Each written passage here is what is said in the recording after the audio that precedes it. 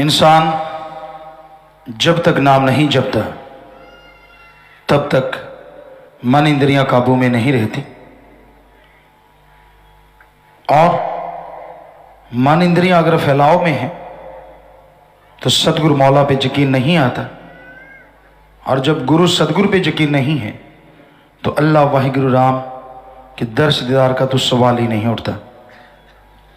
कोई भी उस्ताद दुनियावी तौर पे जब कोई कार्य सिखाता है, सीखने वाले को लगन चाहिए, लेकिन उससे भी ज़्यादा ज़रूरी है उस उस्ताद पे यकीन हो।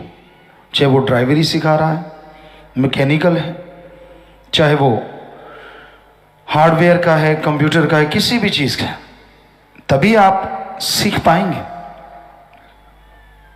तो उसी तरह रूहानियत में है। गुरु क्या कहता है? ये नहीं कहता मेरे पांव दबाओ, ये भी नहीं कहता कि मेरे लिए कुछ अलग से लेके आओ। तो संत पीर फकीर एक ही बात कहते हैं कि सुबह सवेरे नाम जपा करो, सुमरन किया करो, रात को सुमरन करो, तन मन धन से दीन दुखियों की मदद किया करो। आप किसी भी जरूरतमंद की मदद करते हैं, यानी जैसे बीमार है, भूखा है, प्यासा है, आर्थिक तौर पे कमजोर है, आप उसकी मदद करते हैं, तो ये गुरु कहता है कि गारंटी है भगवान आपकी नहीं, आपके परिवार की ही नहीं, बल्कि आपकी कुलों की भी मदद करेगा। इंसान की औलाद का कोई भला कर दे तो वो बाप, वो माँ उनको दुआएं देने लगती है कि मेरी औलाद का भला किया, एक्सीडेंट से बचाया, बीमार था इलाज कर दिया, इत्यादि इत्यादि। तो एक दुनियावी इंसान अपनी औलाद का भला करने वाले के लिए इतनी दुआएं करेगा, तो भगवान क्या आदमी से कम है? जो उसकी औलाद का भला करेगा तो भगवान भी कोई कमी नहीं छोड़ता। मांस मजदूरी देते हैं क्या राखे भगवान, ये वेद शास्त्रों में लिखा है कि मांस मजदूरी देता है।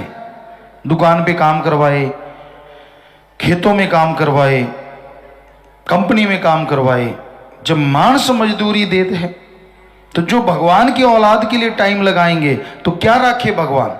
तो भगवान क्या कुछ छुपा के रखेंगे? वो क्या आदमी से कमजोर है? उसने तो सारी त्रिलोकियां बनाई हैं, तो इसलिए वो कुछ छुपा के नहीं रखेंगे, बल्कि दया में रहमत से लवरेज कर देंगे, माला माल कर देंगे। इसलिए मन के कहने से या किसी के भी कहने से आप सुमरण करना ना छोड़ो। ठीक है, आपका मन नहीं मानता किसी बात को, तो सुमरण करो, मन काबू में आ जाएगा। किसी के कहने से आप सुमरण में कभी बाधा ना आने दो। कोई कुछ कहता रहे, यार नाल की चोर नाल की, तो अपनी निवेड़ते नो होर नाल की। कोई कुछ कहे, कोई कैसा है, किस तरह का है, क्या लेना है? आप सुमरण कीजिए। सुमरण करते रहोगे तो जरूर मालिक की कृपा होगी और आपके बुरे कर्म कटते जाएंगे। इसलिए सुमरन के पक्का बनना, सत्संग सुनना। सत्संग क्यों सुनना? जब सुमरण करते हैं तो दुनिया में रहता इंसान दुनियादारी में इतना खो जाता है कि उसी का हो जाता है, मालिक से दूर होता चला जाता है। मालिक की भूली बिसरी सी याद आती रहती है, लेकिन बात नहीं बनती। जब आप सत्संग सुनेंगे, रोजाना रूहानी मजलिस में आएंगे, या चलो जब भी आपको समय मिले, तो उससे आपकी लिव फिर से वहीं लगेगी, और जितनी भी दुनियावी असर हैं सत्संग में आते ही वो सारे खत्म होते हैं, और मालिक से अपना रूहानी रिश्ता याद आता है, खुशियां बेइंतहा बढ़ जाती हैं। इसलिए भाई, इस कलयुग में सत्संग जरूरी है। और भी वजह है, आप सुमरण कम कर पाते हैं, सत्संग में आते हैं, सत्संग से बना बनाया ले जाते हैं, फिर सुमरण में मन जल्दी लगता है। सत्संग सुना और सुन के छोड़ दिया तो खुशी वो नहीं मिलती जिसके आप हकदार हैं। सुनो और अमल करो। संतों का काम वचन करना है, किसी का बुरा नहीं करते। वो सबका भला मांगते हैं, सोचते हैं, पर जो सुन के अमल कर लेते हैं उन पे रहमो करम ज्यादा बरसती नजर आती है, महसूस होने लगती है, अनुभव होता है उनको। और जो अमल नहीं करते फल उनको भी मिलता है, उनकी आत्मा के खाते में जमा हो जाता है, पर जीते जी वो खुशियां नहीं मिलती जिसका वो हकदार होता है। इसलिए सुनो और अमल करो। तो सत्संग इसीलिए संत लगाते हैं, और कोई तमाशा नहीं दिखाते, कोई पैसा इकट्ठा नहीं करना होता, किसी से कुछ लेना नहीं होता, अपनी सेवा नहीं करवानी होती। उनका मकसद ही ये होता है कि आओ भाई, सुनो भाई, और अपने कर्म जलाओ भाई। जन्मों जन्मों के पाप कर्म वो कट जाएंगे। संत गुरु पीर फकीर ना कभी बदला, ना बदला है और ना कभी बदलेगा। जमाना बदला है, बदल रहा है, बदलता रहता है, क्योंकि आदमी गिरगिट का बाप है। राजस्थान में हमने गिरगिट देखा, कच्ची दीवार पे था, बाकी कच्ची थी, पिल्लर था, तो वो पिल्लर के साथ चिपका हुआ था। अरे ये तो चिपकली तो नहीं, हमने सोचा, देखा काफी बड़ा है, पर रंग इसका सीमेंट जैसा है। फिर ख्याल में आया ये क्या हो सकता है, तो ख्याल आई ये गिरगिट ना हो। बन छटी पड़ी थी, रुई नरमे की छटी, हमने उस डंडे से उसको थोड़ा हिलाया तो वो भाग गया, बालू रेत में चला गया। अब वो सीमेंटेड कलर, बालू रेत कलर अलग अलग हो गए, तो स्किन कलर में वो दिख रहा था, तो वहाँ और ज़्यादा दिखने लगा, क्योंकि वो स्किन कलर और वो बिल्कुल डार्क। बस थोड़ी देर देखते देखते ही वो वैसा हो गया, तो हम चले आए। हमने कहा अच्छा ये गिरगिट है, पर उसको टाइम लगता है रंग बदलने में, पता चल जाता है। आज का आदमी गिरगिट का बाप है।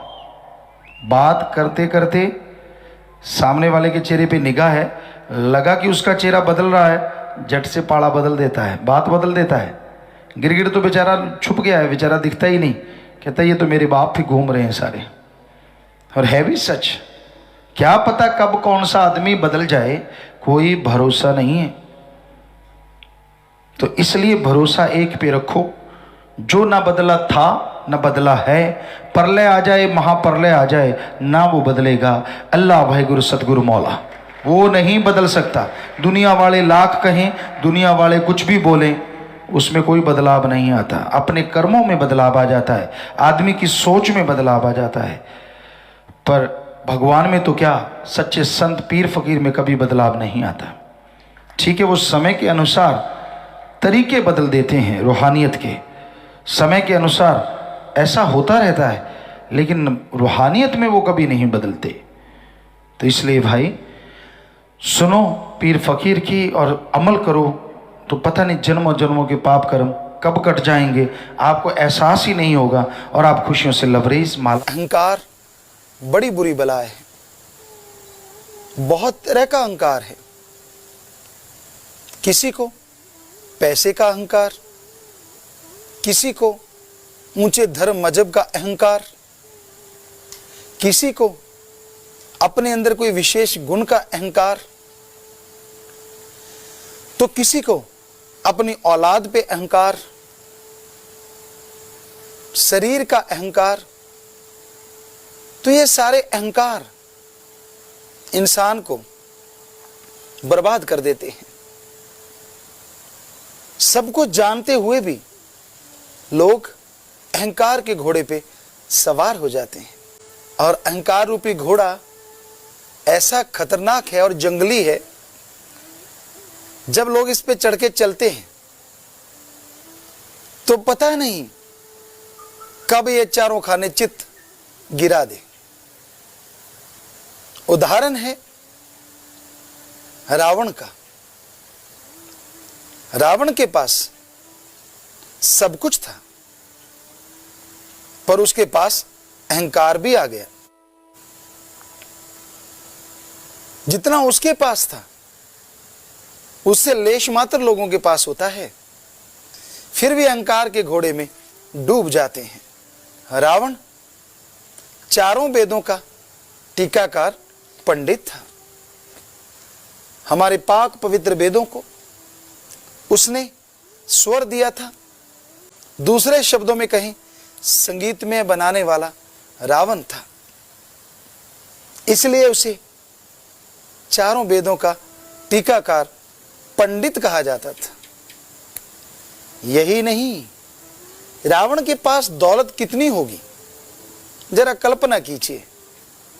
जो गोल्ड के, सोने के मकान में रहता हो, सोने के बर्तनों में भोजन करता हो, हीरे जवाहरात के चम्मच आभूषण रखता हो। यही नहीं, उसके नौकर तक गोल्ड, सोने के मकानों में रहते थे।